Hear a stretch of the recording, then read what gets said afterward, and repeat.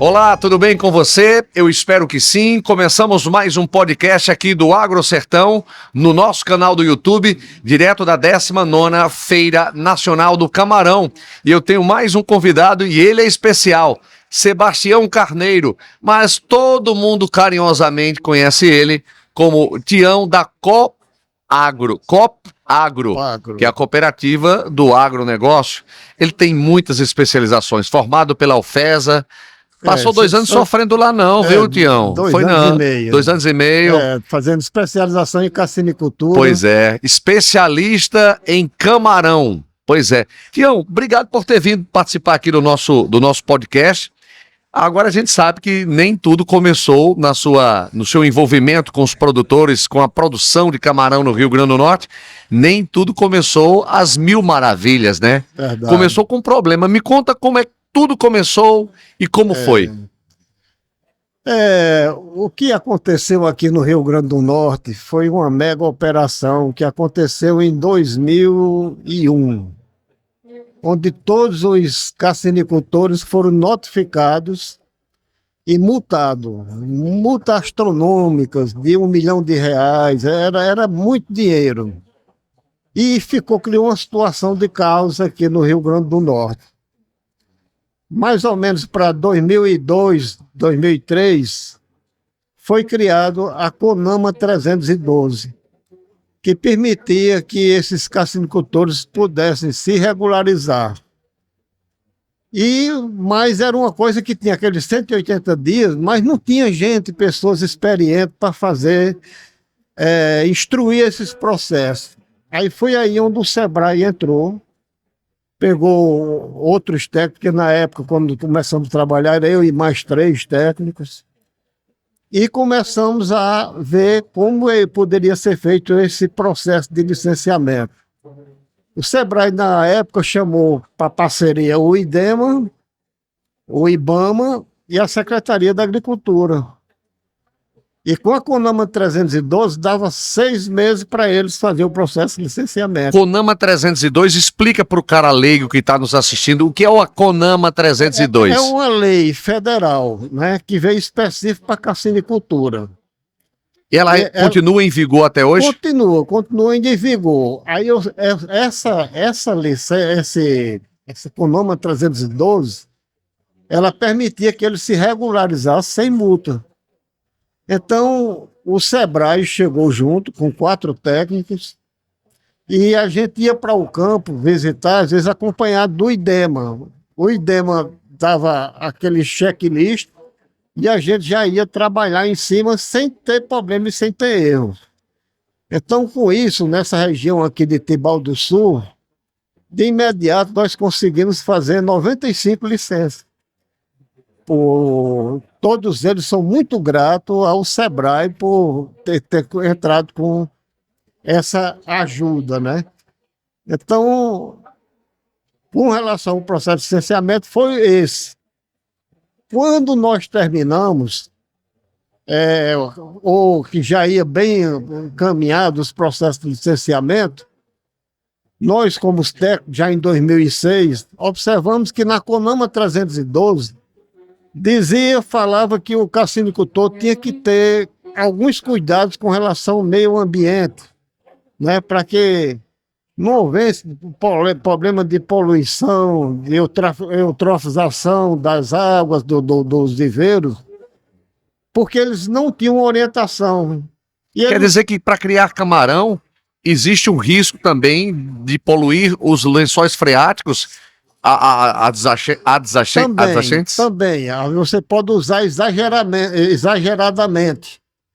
Então, nesse caso aí, entrou o Sebrae com os técnicos já orientando eles como dizer o seguinte: 3 rações, já fazia aquela biometria e com base na biomassa do verde de camarão, você vai usar 3% da biomassa, para eles não usar, que eles chegavam e diziam assim, tá comendo e vai jogando.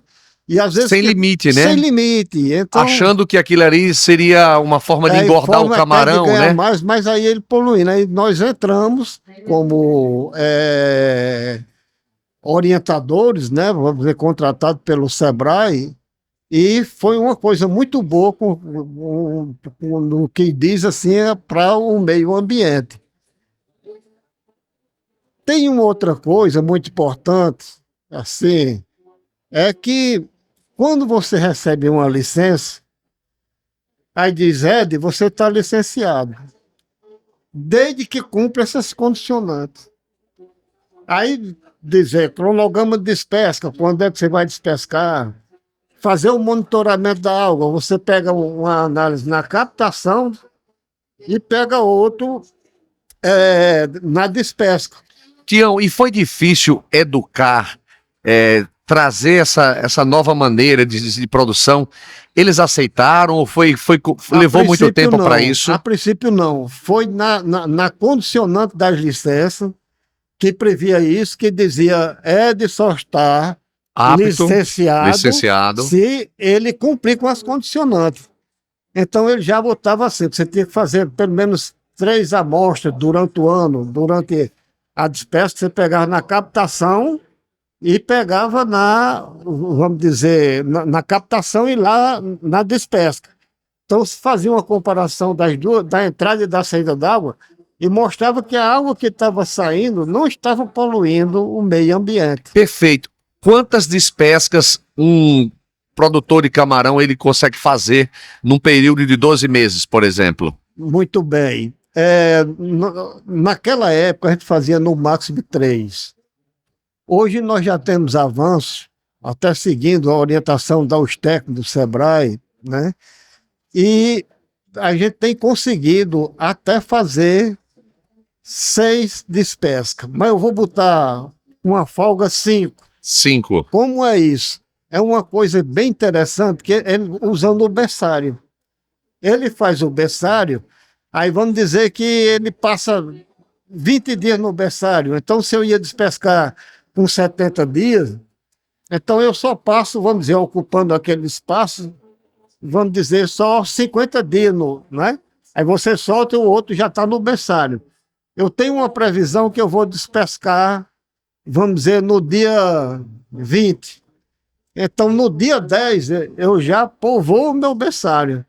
Porque quando eu despescar, eu vou levar mais 8 dias para... Os que estavam no berçário já tem que entrar... Já vai entrando, então você ganha esse tempo. Então, geralmente, quem está com os berçários, além de ser uma condição de você não estar poluindo o meio ambiente, né? Vamos dizer, ele aumenta mais 2 cultivos, né? Me diz uma coisa, Tião. Tião da Copagro e é consultor do Sebrae, especialista em produção de camarão. O cara tá no mercado desde 2001, foi o pioneiro. Meu amigo, tá conversando comigo aqui no podcast do Agro Sertão. Ô Tião, me diga uma coisa.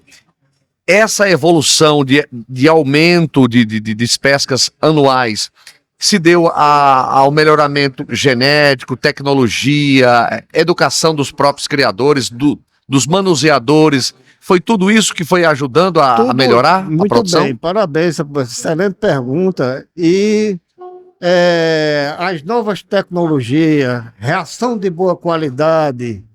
Por exemplo, às vezes a gente chegava lá e não temos, vamos dizer, nós consultores do Sebrae, não temos compromisso com o vendedor de ração.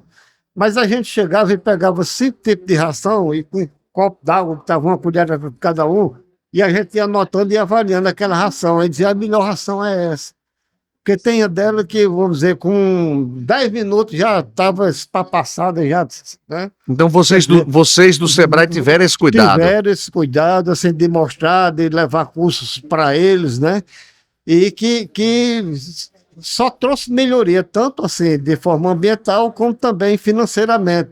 Porque tinha deles que utilizavam, vamos dizer, num hectare, 1.000 quilos de ração. Então, no momento que a gente passou a usar aquelas tabelas, com todo aquele cuidado, e foi reduzido drasticamente a quantidade de ração. E o custo de produção automaticamente reduzindo. E a produção também reduzindo. A forma de como ele botar ração. Depois, na orientação, desde o tratamento do fundo do viveiro até as despescas. Nas despescas, a gente chegava e dizia, olha, você vai fazer uma despesca. Eu lembro bem que a gente era 16 itens que ele tinha lá, né? Às vezes a gente ia fazer a prática para despesca, para, vamos dizer, não ter problema com relação às vezes, a acidentes, a rede cortar, perder camarão. Então, tudo isso nós tivemos esse cuidado, né, como consultor do Sebrae, de levar essas orientações para esses clientes. Desde 2001 até 2023, você continua ali sendo consultor do Sebrae. Continuamos.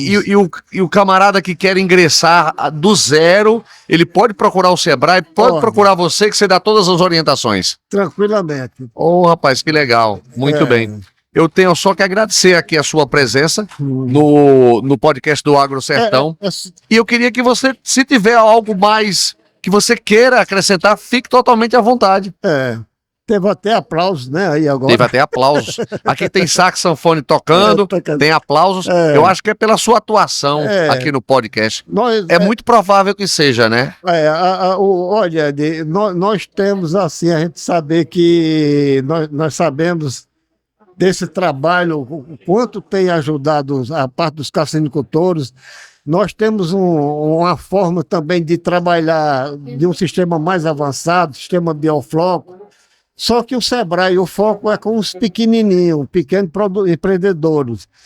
E, no momento, eu gostaria de usar esse espaço para fazer aquela crítica do problema que estamos trabalhando na Lagoa de Guaraíra, e eles têm um problema que eles não podem ampliar os seus empreendimentos enquanto não for elaborado e aprovado o plano de manejo da Lagoa de Guaraíra.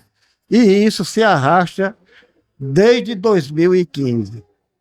Nós tivemos uma promessa aqui na FENACAM, que é pelo Josivan, que é o coordenador do IDEMA, prometeu que a coisa se resolveria num prazo, a curto prazo, e isso estaria resolvido. Então, seria muito bom que se a parte política, né, nos ajudasse nesse sentido, para que a gente possa até dizer assim, se eu estou com um viveiro fazendo 3 cultivos, então eu construí meu berçário, que está proibido, e eu passaria a fazer 5 cultivos, e até reduzindo a quantidade de ração e sem prejudicar o meio ambiente. Tião, adorei falar com você, adorei conhecer, eu senti o carinho antes de você entrar aqui na sala do podcast, como seus companheiros mais jovens admiram o seu trabalho, curtem o seu trabalho e a experiência que você transmite para eles. Muito obrigado pela sua presença aqui, tá bom, querido? Eu só tenho a agradecer. E esse foi mais um convidado do podcast aqui do Agro Sertão, dentro da 19ª Feira Nacional do Camarão. Aguardamos você no próximo. Até já!